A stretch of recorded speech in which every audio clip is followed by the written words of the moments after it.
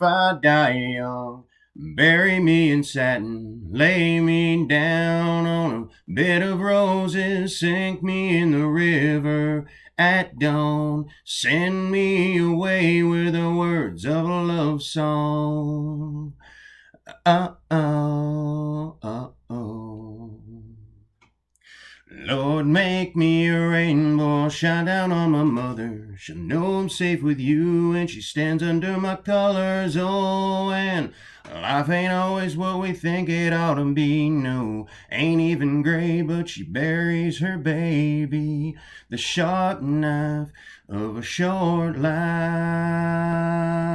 Well, I've had just enough time. That is If I Die Young by the band Perry. And I actually remember that song hit me pretty hard when my uncle passed away about 6 years ago.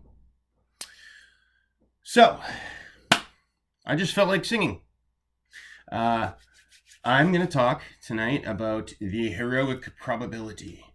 And this is a concept that I have gotten from the material of Ashayana Dean, who is currently known as Iyasha. She has changed her name a few times. But this comes from one of her lectures. And I'm going to talk about what she has described, and I'm also going to talk about something that I've thought about for a long time, and how when I heard what she said about this, it really resonated with me because of my own theory within my own life. So I guess I'll just explain what this is. In terms of Ascension,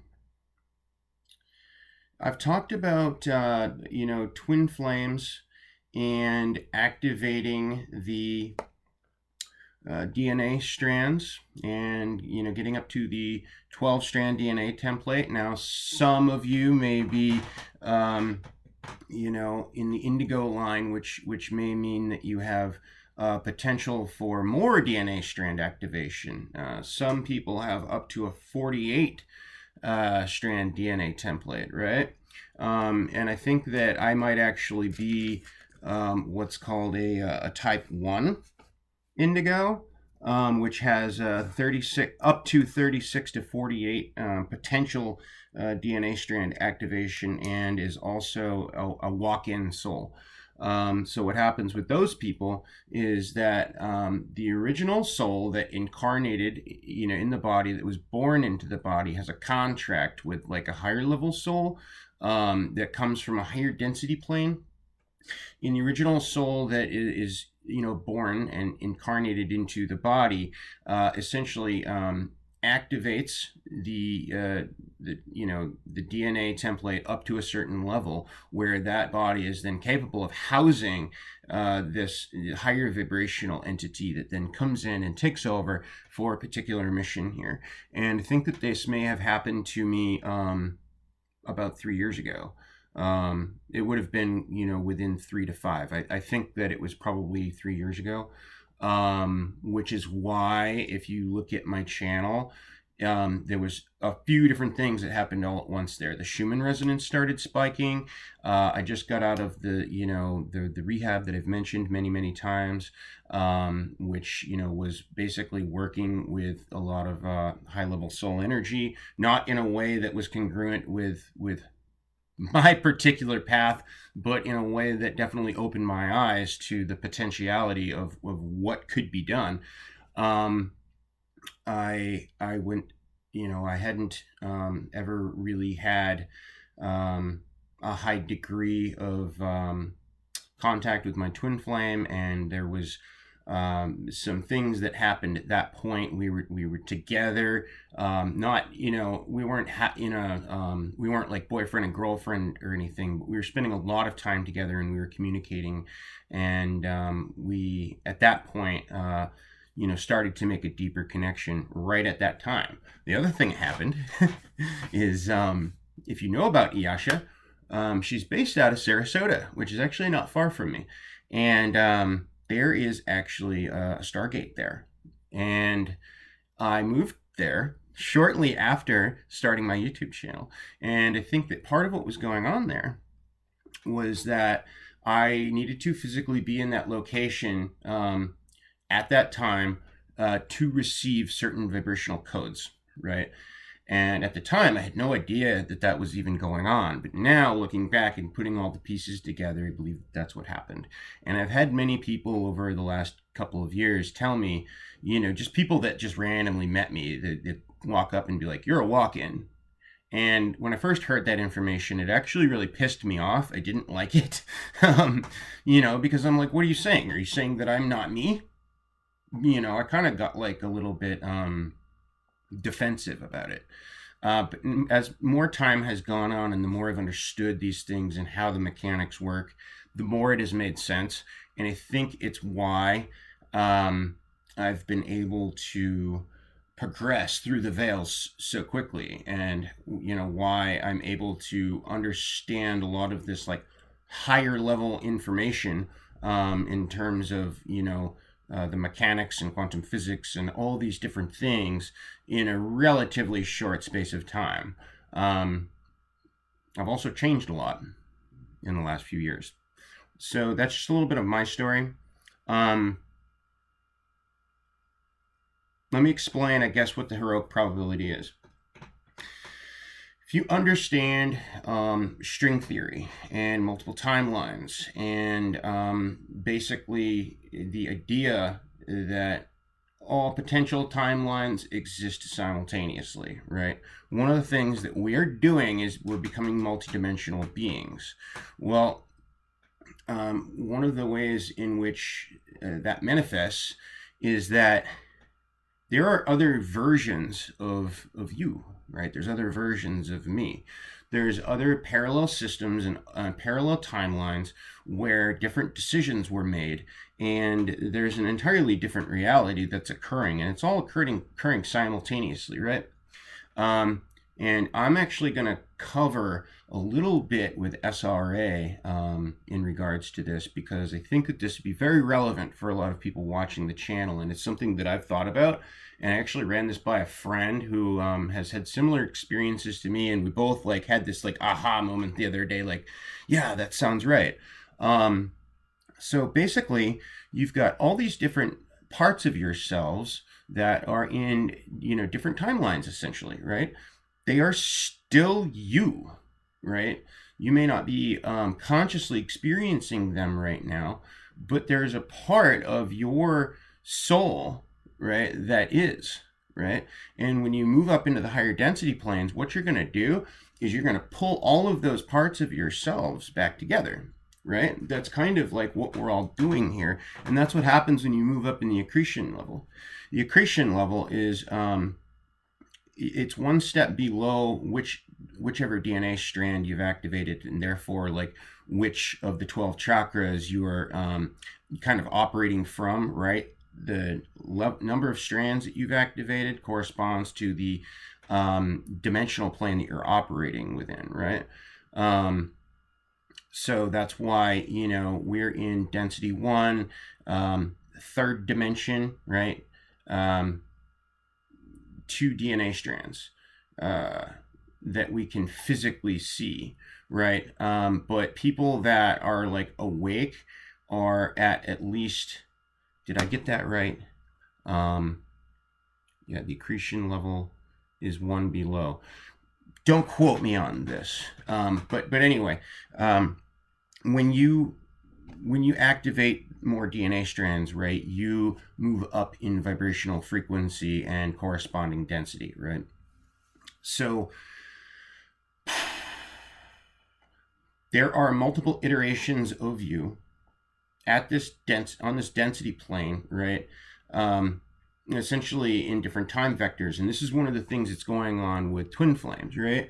Your twin flame is the opposite polarity version of you, right, in a slightly different time vector, right? That's why they're different age, and a lot of times there might be a big age gap, right?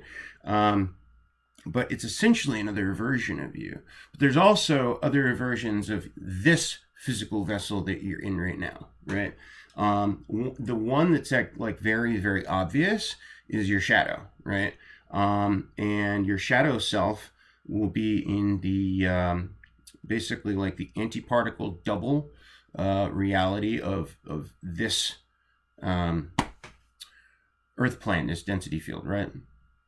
So that the reason why it's all distorted is because of the messed up mechanics with the Fibonacci sequence and all these other things I've explained. I'm going to post a link to an article down below that goes into some more detail about this and part of how that occurred.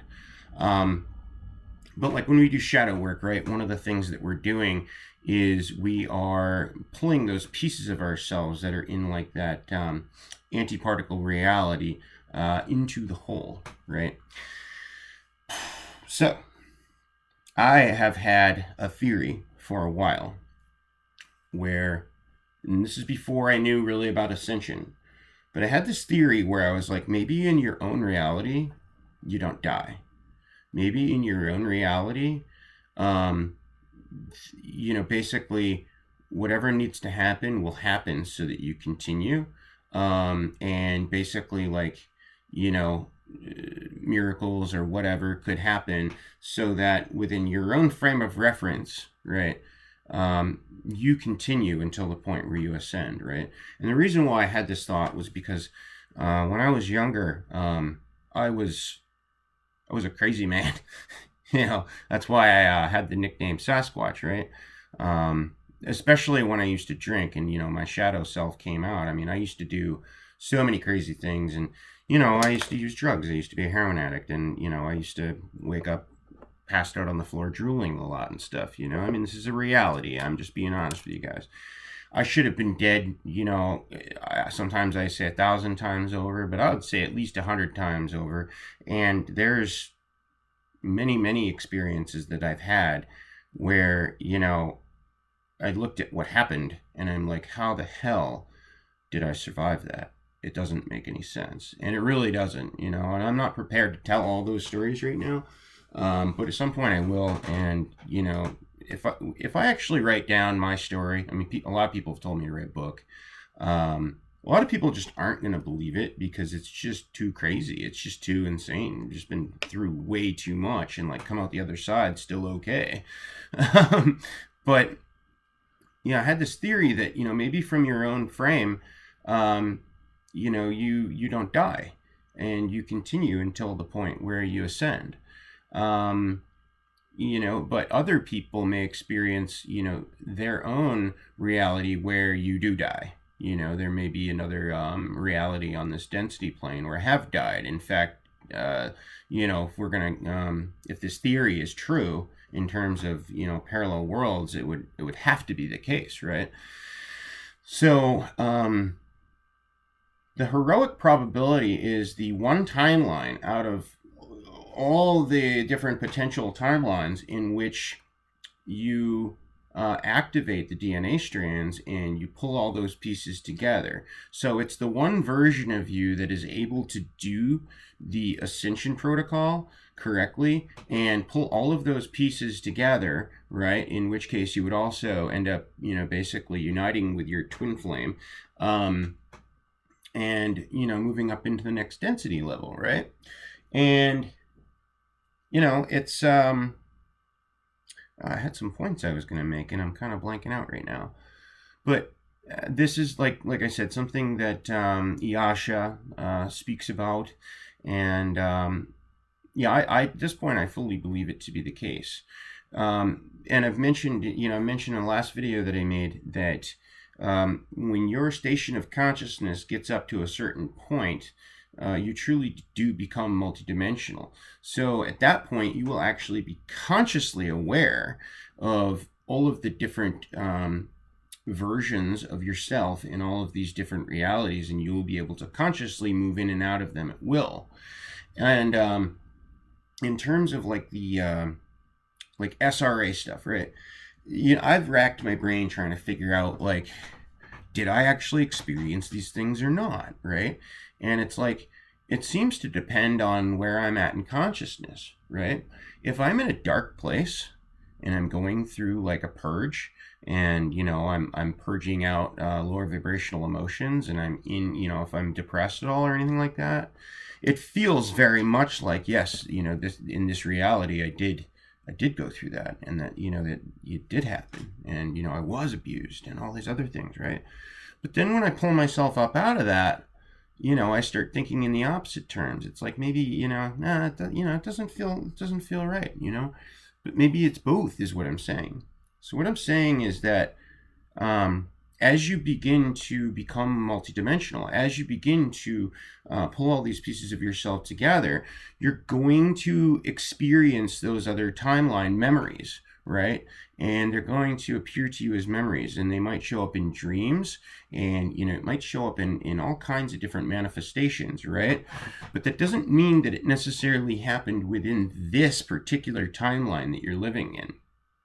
And so, that being the case, it's very important not to necessarily run around pointing your finger at people and stuff, right? Because there's a high probability that it didn't happen in this timeline. There's also a high probability, if you do your healing work and you do your ascension work, you're going to move into a timeline where those things have either been fully healed, or in that timeline they didn't even happen, right?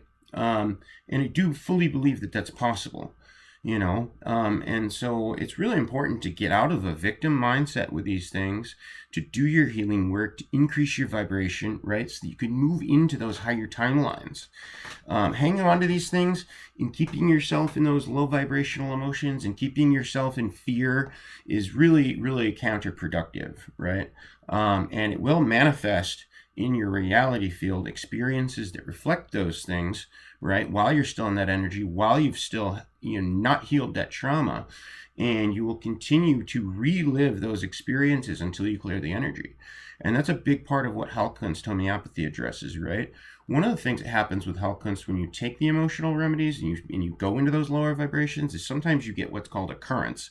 And this is what I described in my recent video where I said my twin flame experience this year. I took a remedy for a point in my timeline where I was very upset about the events that had occurred between us. And that's when she showed up, right after I took the remedy, while I was experiencing that purge, right? That was not a coincidence. It wasn't a coincidence at all. And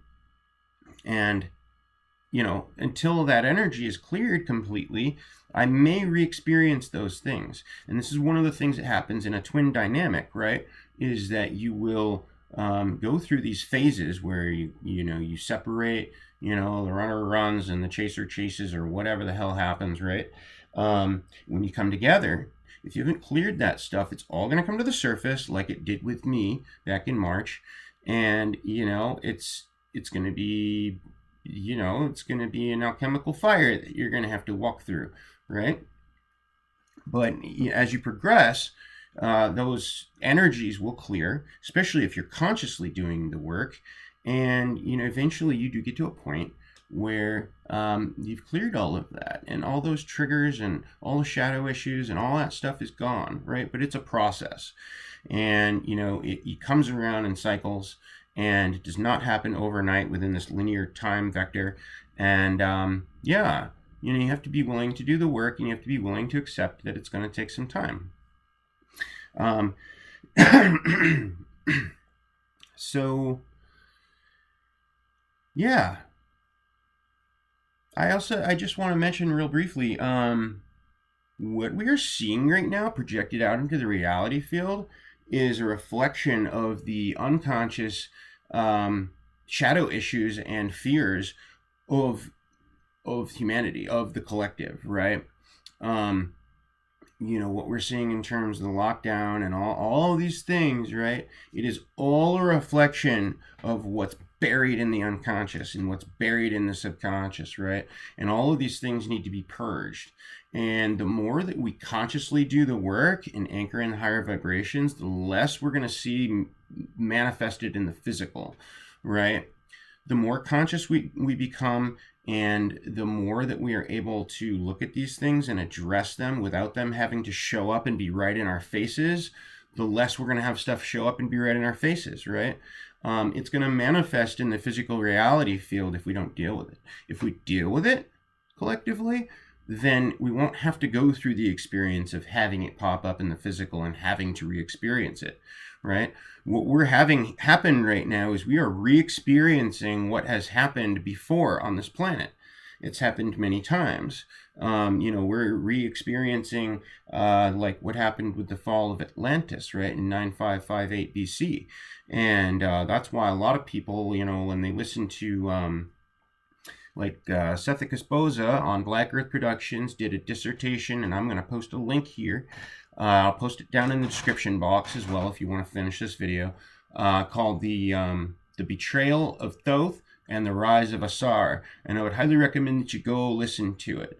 The people that I know that have given this a listen, right, that are resonating with me and this information, when they've listened to that, they've had a very tangible physical catharsis, right? I cried when I heard that information because it just felt it. I just felt that it was true, right?